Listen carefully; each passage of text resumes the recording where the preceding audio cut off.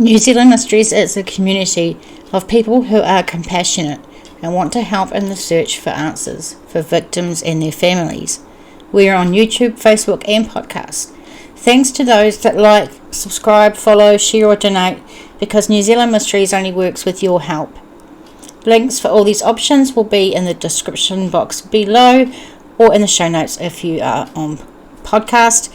Let's get into our case today. So today we're looking into the disappearance of Michael Stewart from Whanganui. Now, if you are a returning subscriber, which I love you guys for keep coming back, you will know that in New Zealand it's really hard to find media coverage of cases that we're looking into because of the size of our country. You know, we've only got 5 million people. So we only have 2 or 3 sites or places we can go to for information, for articles, and quite often, as you'll see in this case, really there's only 2 articles being written, and one looks like it's copy and pasted from the police, thing that they put out. So yeah, it's really hard, but we do have a couple to look at, so let's get into it. And by the way, don't pick on me too much for that photo beside me of Michael. I know I'm not good at these things, but I'm trying my very best. So let's look at Google Maps just for a little minute. You will see New Zealand on screen. You will see the North Island and the South Island and Little Stewart Island down here. Very adventurous we were in the naming of our islands. Up top we have the North Island and down south we have the South Island. So yeah, real great names. Well done. So Whanganui is here with this big red dot thing. So just in there in the North Island. Let's learn a little bit more about Whanganui. Whanganui, which has just left the room, there it is. Whanganui, also spelled Whanganui, is a city in the Manawatu Whanganui region of New Zealand. The city is located on the west coast of the North Island at the mouth of the Whanganui River, New Zealand's longest navigable waterway. Navigable? Is that even a word? Anywho, Whanganui is the 19th most populous urban area in New Zealand and the second most populous in Manawatu Whanganui region, with a population of 42,300 as of June 2021. Like several New Zealand urban areas, it was officially designated a city until an administrative reorganisation in 1989 and is now run by District Council. Although the city was called Whanganui from 1854, in February 2009 the NZ Geographic Board recommended the spelling be changed to Whanganui. And in 2009 also the government decided that while either spelling was acceptable, Crown agencies would use the Whanganui spelling going forward. And guys, I don't know why this keeps jumping, because it's me. But anywho, look at this picture. This is beautiful. I'm going to read you what's down the bottom. From atop the Jury Hill War Memorial Tower, a view early morning of the Whanganui River to the northwest and Dublin Street Bridge. Now, listen to this last, what is it? It's a sentence. Listen to the last sentence and remember it because we're going to need it. City Bridge is just to the left and out of shot. So I'm betting it's like down there. The CBD and Memorial Gardens just over the river. So there's reasons I want you to remember about that City Bridge when we look at some things later on. Let's go to police.govt.nz, and this is a release. Whanganui police are seeking the public's help to find 27-year-old Michael Stewart, who has been missing since Monday. Remember, this is 2017, so not Monday, today or tomorrow. Police are also seeking any sightings of his distinctive car. Family members reported Mr. Stewart missing on the afternoon of Monday 27th February 2017 after he hadn't been seen at his Whanganui home all day. Okay, I don't call that a distinctive car. However, if you're on podcast, it is a later model white station wagon car. Mr. Stewart travels in a white Toyota Caldina similar to the one pictured with registration number EDD7. Now, this is distinctive, EDD7. The car's not distinctive. Michael is described as approximately 5'9" with a medium build and facial hair, and photos of him are attached. Police ask anyone who may be able to assist us with locating Mr. Stewart to contact their local police station. We'll go over numbers you can call later. Now, you'll come to see how cool the New Zealand police is. This is the second photo that they've got on file, and I'm just saying that, am I going to be up that close to the guy to recognise him as Michael Stewart from this photo? No, I don't think so. But check this one out. This is how good the New Zealand police are. Obviously, this has been in their system for 3, 4, 5 years, because from 2017 they would have had these pictures and they chopped this guy's head off. New Zealand police have some respect and some decency. How can people help when you don't give them the basic tools to do so? I'm really, really peeved about this, as you might be able to tell, but we digress and we move on. So let's take a look at one of our first articles from nzherald.co.nz via the Whanganui Chronicle. This was 2nd of March 2017, and here obviously we have the proper photo. Whanganui police are seeking the public's help to find 27-year-old Michael Stewart, who has been missing since Monday. Police are also seeking sightings of any of his car, a white Toyota Caldina similar to the one pictured with registration number EDD7. Does this sound familiar? What we're talking about? Like, could it better not be copy and pasted from the police page. That would be wrong on so many levels. Let's see. Family members reported Mr. Stewart missing on the afternoon of Monday, February 27th, after he hadn't been seen at his Whanganui home all day. He has still not returned home, and police, family and friends are seriously concerned for his well-being. Again, he is described as approximately 1.75 metres tall with a medium build and facial hair. Come on. Surely they didn't have to just copy and paste it from the police website. I mean, that's just lazy as shit. But I'll say no more, because we have got one more article to look at, and it is by NZ Herald as well, but it does give us some more information. Quickly, before we get on to the next article, if you have any info about the cases I cover, go to the police website, call 105 or 0800 555 111, which is for Crimestoppers Anonymous.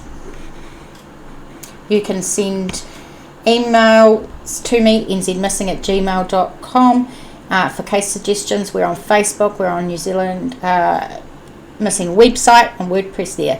If you can support the channel to get better equipment and continue the fight for victims and their families, you can buy me a coffee. Go to buymeacoffee.com/NZ Mysteries, or there will be PayPal links and other ways in the description box or show notes for you to go ahead with. And let's quickly say thank you to these folks, because without these folks I wouldn't have a computer, and I wouldn't be here doing what I do. So thank you so much to Matt Pritchard, Cherie Riley, Sylvia Oliver, Bianca Jade, Lily Penward and Andrea McMillan. Thank you for your donations. They are so appreciated. And to Greg for giving me, selling me an old laptop that's been refurbished. Now it's a newish laptop, but it's still old, but it's great, so thank you so much. I hope I haven't forgot anyone. Please tell me if I have, and if you donate, please message me and tell me what name you would like to be displayed on the next video. let's move on. Let's take a look at the nzherald.co.nz. Again, this is by Emma Russell, 4th of March 2018. Family tell of anguish over Whanganui man missing for a year. Obviously, this is his family. We've got family holding on to hope, and this is his uncle Michael Davey, sister Megan, mum Marie, and his brother Nick, and Megan's boyfriend Justin. Very, very sad for the family, and I want to reach out and say to you guys, I don't mean any disrespect doing this, and I send all our prayers to you and your family. I hope that one day you will find out what happened to your loved one. Right, it's been 1 year since Whanganui man Michael Stewart went missing, and still police have no leads. On Thursday, the family spoke to the Chronicle about the heartache of Michael's disappearance and their desperate search for answers. On the morning of Monday, February 27th, last year, the 27-year-old left his home in Whanganui, driving a white four-wheel drive Toyota Caldina station wagon. CCTV cameras spotted Mr. Stewart's vehicle crossing the city bridge, and then another camera picked him up near Kiwibank Road, heading north towards the Powder Road on SH4, which is that Highway 4. That's going to make fuck all sense to you. So let's go over here. Right.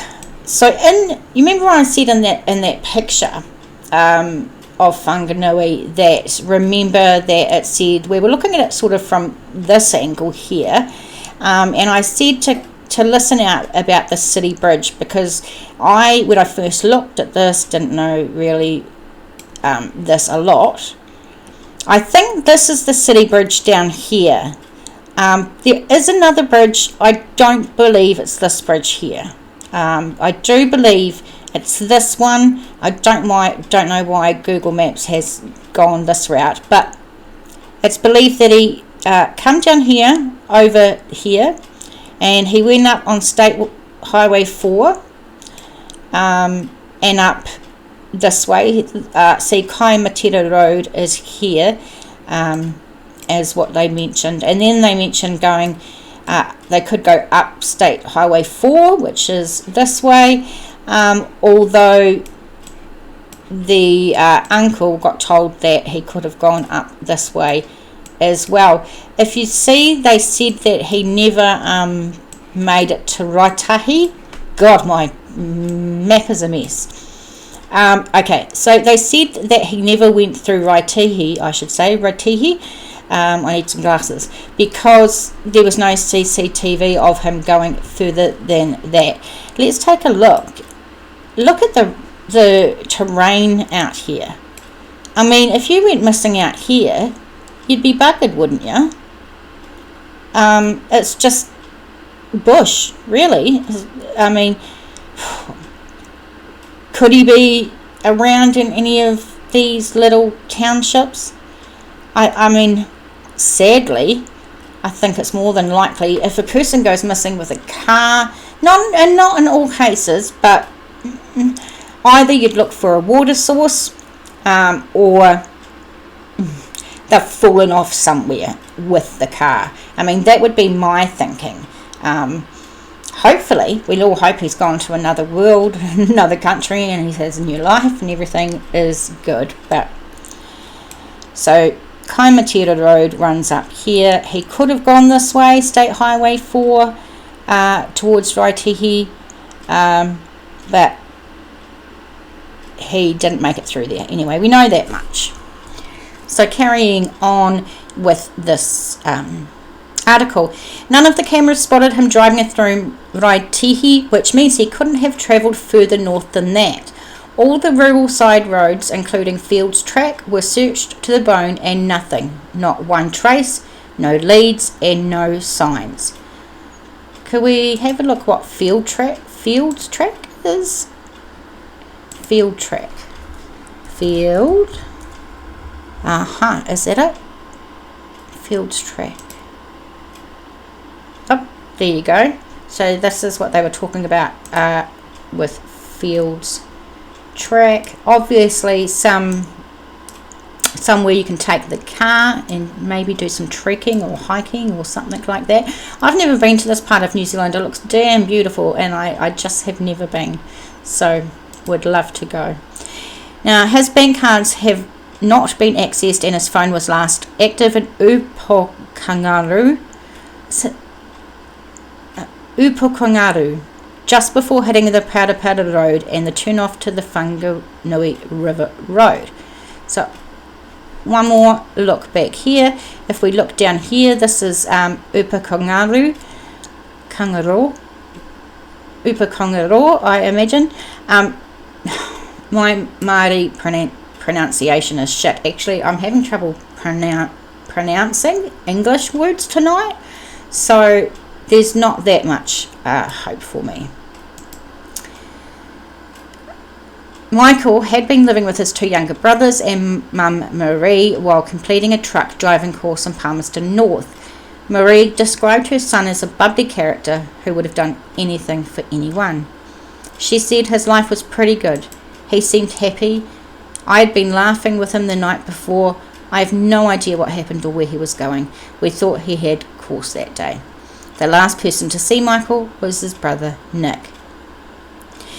Nick said it was about 3 a.m. that morning.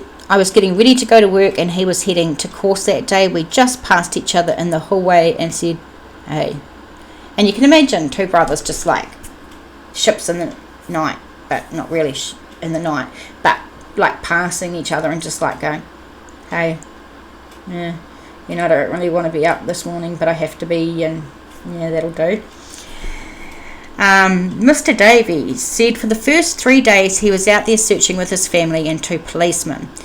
Every broken gate, tyre mark, anything that looked suspicious we checked out. Then I walked the whole length of the Parapara Road twice. I found 3 other wrecked cars, but none of them were Michael's.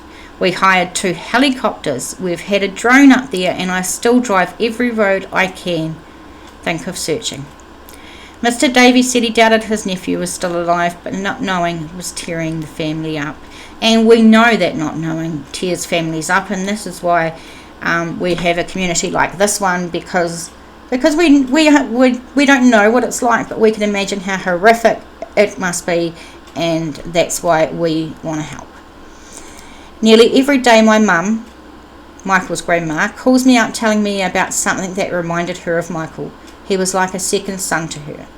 He said he did not think the police had been treated, or the family I should say, have been treated fairly by police. Have we heard that before somewhere, this police thing? Police dropping the ball, not being overly helpful? It feels like we've been there before. Yes, New Zealand police. He said there have been 2 policemen, one named Tomo and the other Calvin, who have been great, but they even spend weekends searching on their own time. That's pretty cool. I think it makes a difference with like rural cops that live in the local community, I guess. But apart from them, police have basically told us their hands are tied. Michael's sister Megan said if anyone knew anything to please let them know. It's been a whole year, but with no answers, none of us have been able to grieve. We just want some answers. We just want to find him and know what happened. I don't know, guys, another case where someone just vanishes off the face of the earth. Another questionable experience from the New Zealand police. Yeah, but at least we got to make a story out of only a couple of articles, which is basically all we've got to work with. If you have any suggestions for cases, please nzmissing@gmail.com. I really want to help as much as I can. Otherwise, please share, like, subscribe, follow, all that stuff. Really love you guys, and I'll see you next time. Be kind to yourself and be kind to everyone else.